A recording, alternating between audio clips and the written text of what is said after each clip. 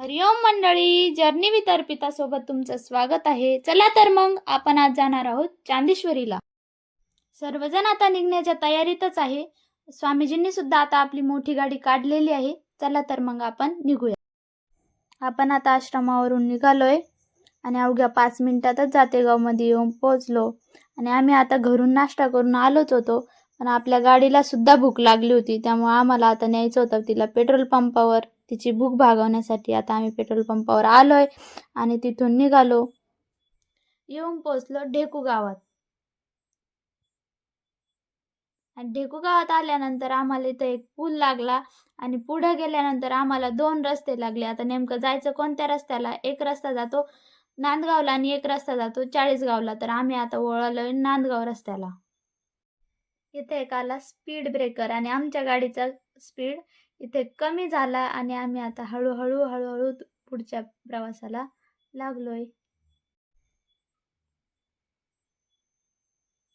निसर्गरम्य वातावरणाचा आनंद घेत आम्ही आता प्रवास करतो. इतकं मस्त वाटत होतं, जिकडं तिकडं असं हिरवगार आणि सगळीकडं पाणीच पाणी दिसत होतं. एवढं मस्त वाटत होतं ना. आता सगळे असं हिरवगार पावसाळ्याचे दिवस होते आणि इथं मस्त असं मंदिर पण होतं आणि मस्त वाकडा तिकडा रस्ता. आणि इथे आम्हाला एक छोटंसं गाव लागलं बरं का, कुसुमतेल.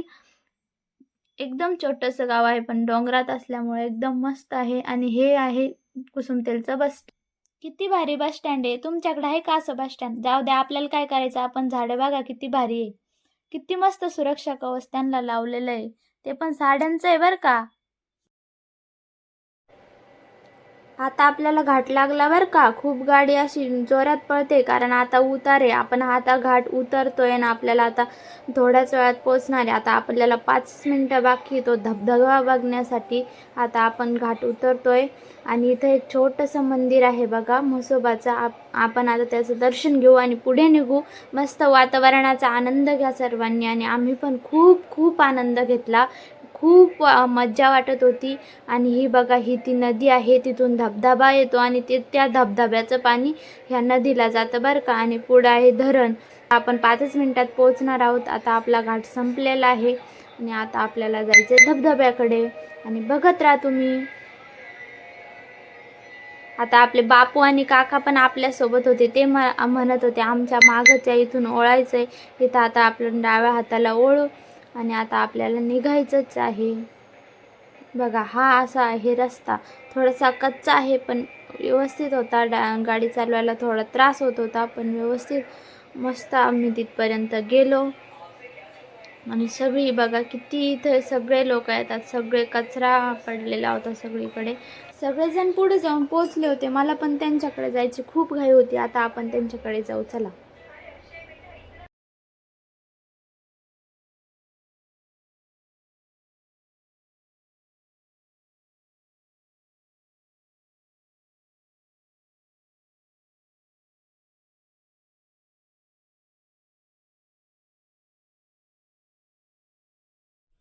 हे आहेत ऋषी महाराज, ते करताय सर्वांना जय हरी. आणि स्वामीजी सुद्धा सर्वांना हरिओम म्हणत होते. हरिओम स्वामीजी.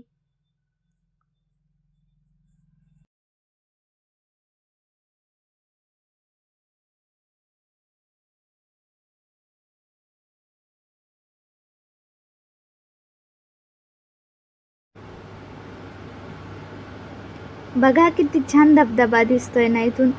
इतकं सुंदर वातावरण आहे. बघा किती मस्त पाणी होतंय. ते वरतून पाणी येतं बरं का, इथं खाली येतं ते पाणी. आणि हे आहेत माझे काका.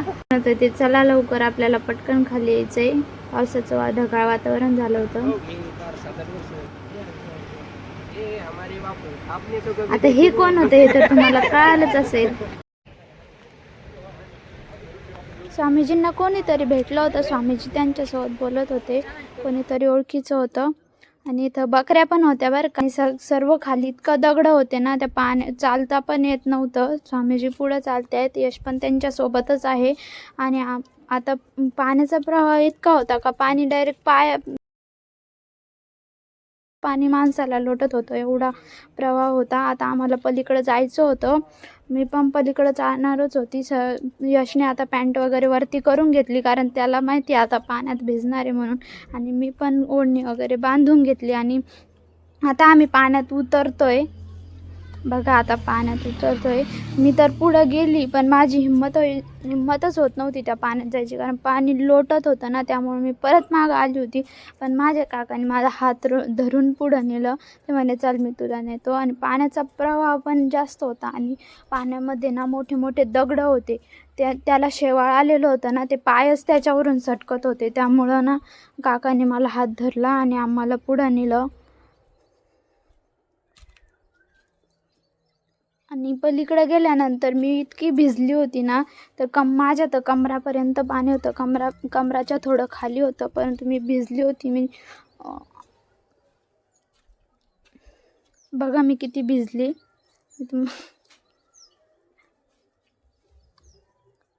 स्वामीजींन ते पुढं गेले होते, त्यामुळे मला पण घाई झाली होती. मी पण त्यांच्या मागं पळत सुटले आणि आमच्या आजी मागं राहिल्या होत्या. त्यामुळे स्वामीजी असला म्हणे आजीला बोलव.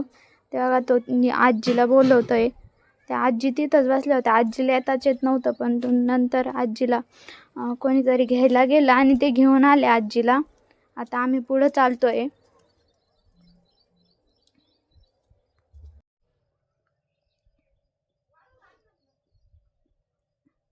तिथं ना आम्ही बाकीचे येईपर्यंत थांबलो होतो ना, तिथं मला काहीतरी दिसलं. मी स्वामीजींना विचारलं, स्वामीजी काय आहे?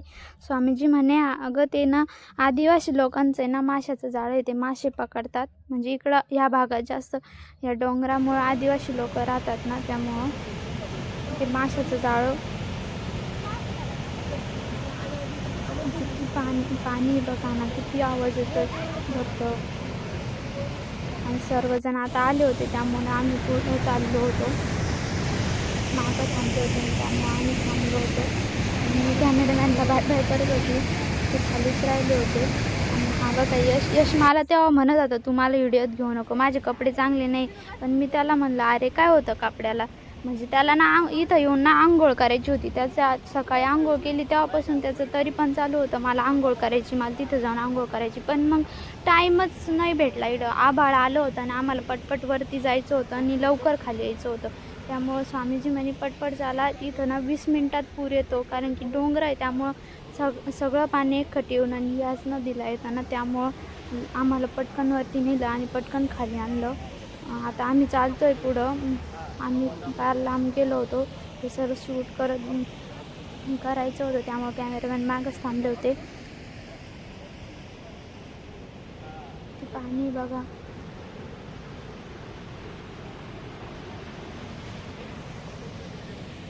ती मोठी नदी आहे. ती मी तुम्हाला वरतून पण दाखवली होती. ती हीच नदी आहे बरं का. तिथं धरणाला पाणी मिळतं.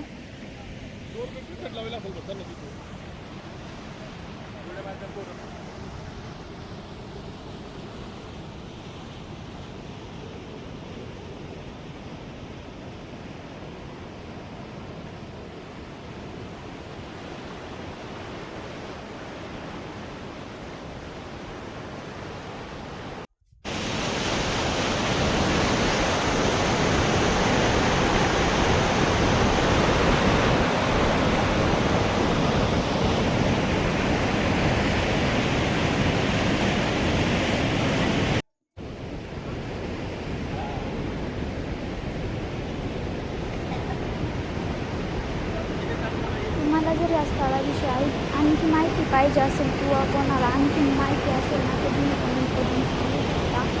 मी तुम्हाला नक्की रिप्लाय देईल. तुम्हाला जर व्हिडिओ आवडला असेल तर नक्की सबस्क्राईब करा, लाईक करा, शेअर करा. नक्की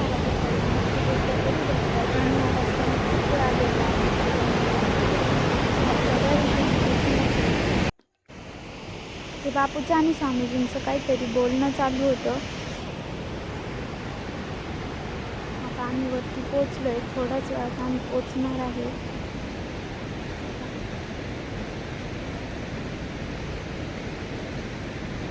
वरती जाऊन बसली होती आणि इथं सुरक्षतेसाठी अँगल लावलेले आहे, कारण इथं असं बोलतात की इथं ज्या बाजा असते ना आपली, त्या 7 बाजींचा जेवढा सूम असतो ना तेवढं खोले खड्डं आहे. खरं आहे का खोटं आहे काही माहीत नाही, पण आजी बाबा जुने लोक सांगायचे. आणि हा मला हात धरून वर चढवत होता. मी त्याला म्हणलं अरे बाबा तू पडशील आणि मला पाडशील, त्यामुळे मी त्याचा हात सोडून दिला आणि माझी मी चालली होती.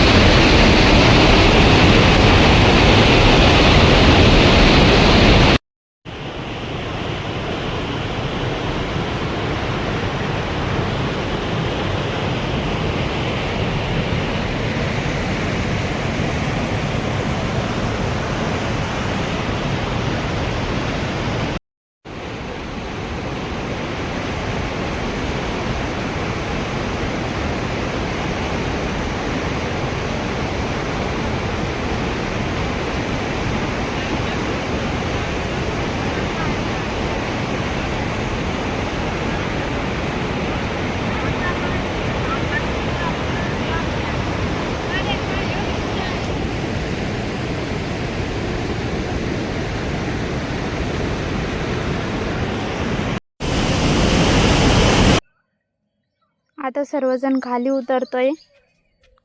आता सगळे खाली उतरते. आता दर्शन वगैरे घेतले, आता खाली उतरते. आता आम्हाला जायचं आहे एका आश्रमावर.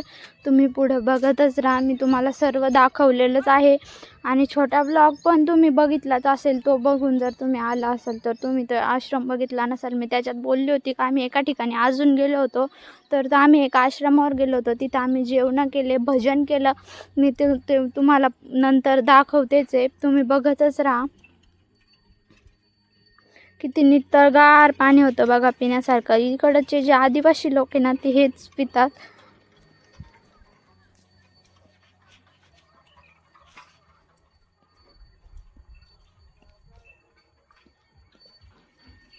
आम्ही इकडं आलो होतो आणि हे तिकडंच थांबले होते. आता ते पण इकडे येतील. हे बघा आम्ही इथं आश्रमावर पोहोचलो. इथं केवढा मोठा हनुमंतरायांचा गदा आहे बघा. हे आहे पवनसूत्र हनुमंतरायांचं मंदिर. आणि ह्या आश्रमाचं वातावरण एवढं मस्त होतं आणि एवढं मोकळं होतं ना, जिकडे तिकडे सगळे फिरत होते. ते सगळं असं मोकळं मोकळं वाटत होतं. मस्त चौकून डोंगर झाडी. हे बघा हे महाराज पण इथे उभे आहेत. आणि इथं आमचे सर्व हे बघा हा गदा, हे मंदिर किती मस्त मंदिर होतं. पण तिथं लेडीजला जायला एंट्री नव्हती, त्यामुळे आम्ही आतमध्ये काही गेलो नाही. आणि मी तर आम्हाला जेवायचं होतं तर मी झाडू घेऊन चालली होती. आणि तर मी झाडू घेऊन आता आतमध्ये चालले. हे महाराजांनी झाडून घेतलं. आणि हा यश बघा फट्टा घेऊन येतोय आम्हाला बसण्यासाठी. आता आम्हाला जेवण करायचं आहे आणि मी चालली होती झाडू ठेवायला. आता मी झाडू ठेवून येते. बघा किती मस्त वातावरण आहे. आता स्वामीजींनी तिथं पूजा केली होती, तिथला प्रसाद सर्वांना दिला आणि मला पण दिला. आणि सर्व आता जेवणं करणार आहेत. आणि सर्वांनी घरून डबे आणले होते. आणि ह्या वातावरणात जेवायची मज्जा अशी वेगळीच असते बरं का. तुम्ही पण एखाद्या वेळेस वनभोजनाला गेला असाल नाही बघ, सगळे जेवायला बसले होते. सगळ्यांनी ज्याचे त्याचे डबे आणले होते आणि सगळे आता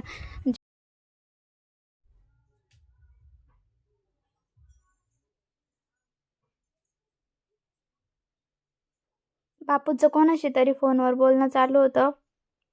आणि आता सगळे जेवायला बसणारे, सगळे जेवायला बसले.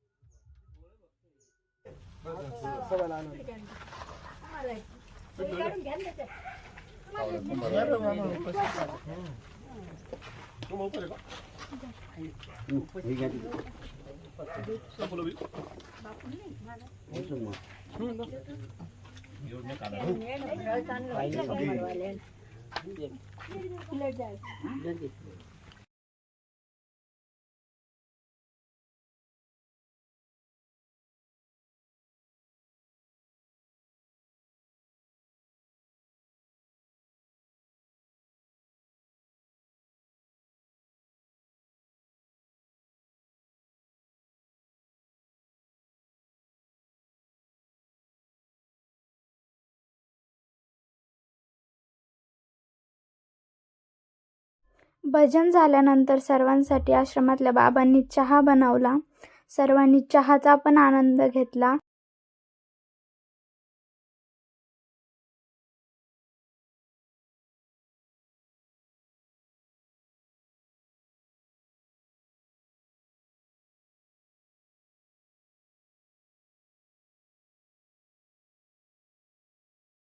आणि आता सर्व भजन वगैरे संपले. आता सगळे घरी निघणार आहेत.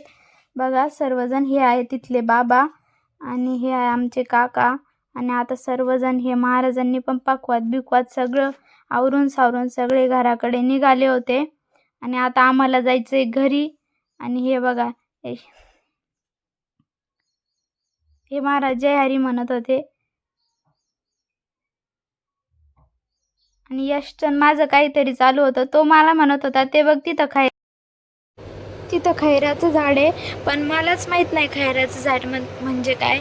तुम्हाला जर माहीत असेल तर नक्की कमेंट करून सांगा खैराचं झाड कसं असतं. आता आम्ही निघालोय घरी. मी आईला बाय बाय करत होती पण आईचं काही लक्ष नव्हतं. आजी तिकडंच पाहत होत्या. आणि आता आम्ही निघणार आहोत घरी. हे बघून घ्या आश्रम. आणि हा तर आम्हाला 2-2 हातांनी बाय बाय करतोय. तो म्हणत होता तुम्ही जा, येतो आम्ही मागून. Bye bye. आता तुम्हाला पण भेटू आता आपण पण नवीन ब्लॉगमध्ये. तोपर्यंत हरिओम सर्वांना.